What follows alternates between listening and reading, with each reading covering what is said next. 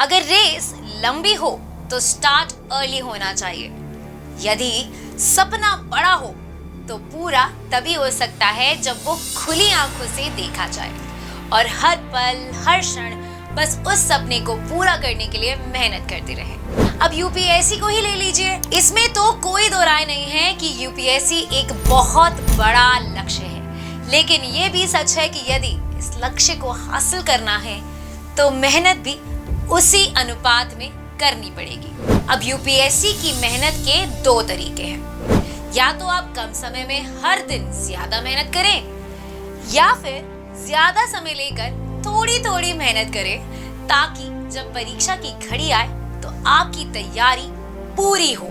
तभी तो यूपीएससी के एस्पिरेंट्स यदि कॉलेज में एडमिशन लेने के साथ ही तैयारी शुरू कर दे, यदि आप भी 12th में पढ़ रहे हैं और आपका सपना भी यूपीएससी है, तो आज का ये वीडियो सिर्फ आपके लिए है। नमस्कार, स्वागत है आपका प्रभात एग्जाम के YouTube चैनल पर।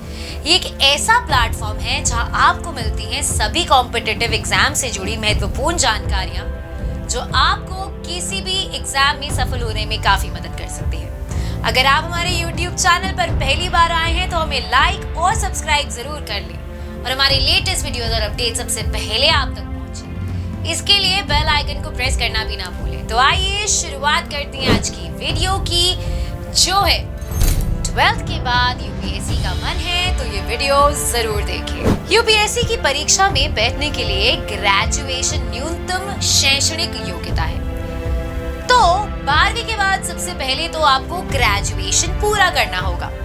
अब अच्छी बात ये है कि आप किसी भी स्ट्रीम के किसी भी विषय में ग्रेजुएशन का कोई भी कोर्स कर सकते हैं, लेकिन कॉलेज की पढ़ाई के साथ साथ यूपीएससी की तैयारी भी सही रणनीति के साथ शुरू कर दी जाए तो ये अच्छा होगा। अब बात करते हैं आपकी रणनीति और अध्ययन सामग्री कैसी होगी। सिविल सेवा की तैयारी के लिए कम से कम 2 से 3 वर्ष का समय लगता है। आप अपने ग्रेजुएशन के दिनों से ही इसकी तैयारी शुरू कर दें। इस परीक्षा की तैयारी की शुरुआत एनसीईआरटी की किताबों का अध्ययन करने से करें। इसके अलावा सिविल सेवा परीक्षा का पूरा सिलेबस अपने साथ रखें और इसके अनुसार ही तैयारी करें। अधिकतर कैंडिडेट अपनी ग्रेजुएशन के किसी एक विषय में से ही परीक्षा का मुख्य चरण के लिए विषय चुनते हैं। इससे आपको आसानी रहती है, क्योंकि आप ग्रेजुएशन के साथ इस विषय को पूरे 3 साल पढ़ते हैं। इसके अलावा दूसरे चयनित वैकल्पिक विषयों के लिए आप स्टडी मटेरियल का चयन कर सकते हैं या फिर एक्सपर्ट की सलाह भी ले सकते हैं। समसामयिक विषयों की तैयारी करने के लिए आप नियमित रूप से समाचार पत्रों का अध्ययन जरूर करें, जैसे द हिंदू, इंडियन एक्सप्रेस के अलावा बीबीसी और डीडी न्यूज का बुलेटिन जरूर देखें। पिछले साल के प्रारंभिक प्रश्न पत्रों में भी समसामयिक मुद्दों से संबंधित प्रश्नों का अच्छा अनुपात रहा है, इसलिए ये जरूरी है कि समसामयिक मुद्दों की तैयारी करती रहनी चाहिए। इसके अलावा आप समसामयिक मुद्दों के लिए किताबों का भी सहारा ले सकते हैं। इसके लिए आप चाहे तो एनसीईआरटी और एनआईओएस की किताबों को पढ़ सकते हैं। ये किताबें ऑनलाइन निःशुल्क उपलब्ध हैं। अब देखते हैं ग्रेजुएशन के सब्जेक्ट्स। सिविल सेवा परीक्षा में सबसे जरूरी होता है विषय का अध्ययन, इसीलिए विषय का चयन करते समय इस बात का ध्यान जरूर रखें कि आपको उस विषय में रुचि है या नहीं। वैसे तो कोई भी विषय अध्ययन के लिए असंभव नहीं है, लेकिन फिर भी जिस विषय में आपकी रुचि है उसी विषय का चयन करना आपके लिए फायदेमंद रहता है। सिविल सेवा परीक्षा का सिलेबस बहुत बड़ा होने के कारण पूरे साल भर अध्ययन करना पड़ता है, इसीलिए योजना के अनुसार ही चलते हुए पूरे साल अध्ययन करना जरूरी है। डेली स्टडी, हर दिन कम से कम 6 घंटे रोजाना पढ़ाई करना बहुत ज्यादा जरूरी है। कई बार ऐसा होता है कि आप तैयारी करते करते डीमोटिवेट हो जाते हैं, इसीलिए मोटिवेशनल किताबों को पढ़ें। आपके आसपास कैसे लोग रहते हैं, इसका आपकी जिंदगी पर काफी असर पड़ता है। अगर आपके आसपास नेगेटिव लोग रहते हैं तो ऐसे लोगों से जितना हो सके दूर रहें और इसका प्रयास भी करते रहें। ऐसे लोगों के साथ रहें जो आपको अच्छा फील करवाते हो। राइटिंग प्रैक्टिस, आपको पढ़ने के साथ साथ लिखने का भी अभ्यास करना होता है, क्योंकि प्री एग्जाम निकालने के बाद मेंस की परीक्षा देनी पड़ती है, जिसमें आपको लिखना पड़ता है। आप किसी भी टॉपिक पर संक्षेप में लगभग 200 शब्दों में लिखने का प्रयास करें।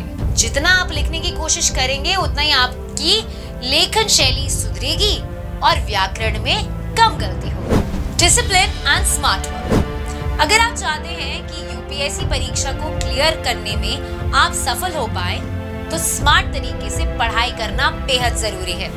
साथ ही अनुशासन के साथ तैयारी करनी चाहिए। यूपीएससी परीक्षा निकालने के लिए ये जरूरी है कि आप अपने लक्ष्य के प्रति एकाग्र रहें और पूरा ध्यान पढ़ाई और कॉन्सेप्ट्स को समझने में लगाएं, क्योंकि ये परीक्षा कोई ऐसी परीक्षा नहीं है जिसमें रट्टा मारने से आपको सफलता मिल जाए। आपको हर विषय को पढ़ने के लिए स्मार्ट तरीका निकालना होगा ताकि कम समय में आपकी तैयारी हो जाए।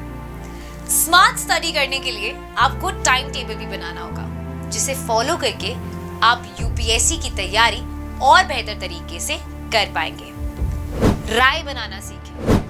मुद्दे पर एक राय बनाने के आपके कौशल का परीक्षण निबंध पेपर और विशेष रूप से व्यक्तित्व परीक्षण में किया जाएगा, और ये एक ऐसी चीज है जिसे रातों रात विकसित नहीं किया जा सकता।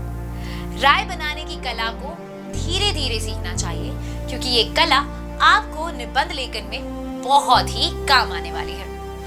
कम्युनिकेशन स्किल्स, इंटरव्यू के दौरान कम्युनिकेशन स्किल्स महत्वपूर्ण भूमिका निभाता है, क्योंकि वो उम्मीदवार के अंदर आत्मविश्वास को दर्शाता है। ज्ञान होना लेकिन उस ज्ञान को साझा करना या प्रस्तुत करने का कौशल ना होना, इसका ज्यादा उपयोग नहीं है। यदि आपके पास किसी चीज का ज्ञान है तो उसको साझा करना ही बेहतर है।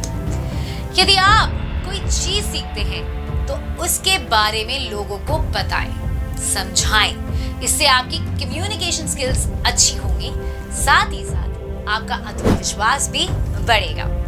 अगर आपको हमारा ये वीडियो पसंद आए तो इसे अपने दोस्तों के साथ जरूर शेयर करें, और अगर आपके पास हमारे लिए कोई भी सवाल है तो उसे कमेंट सेक्शन में लिखकर हमें जरूर बताएं। जल्दी आपसे फिर मुलाकात होगी एक नए टॉपिक पर, एक नए वीडियो के साथ। देखते रहिए प्रभात एग्जाम्स। नमस्कार।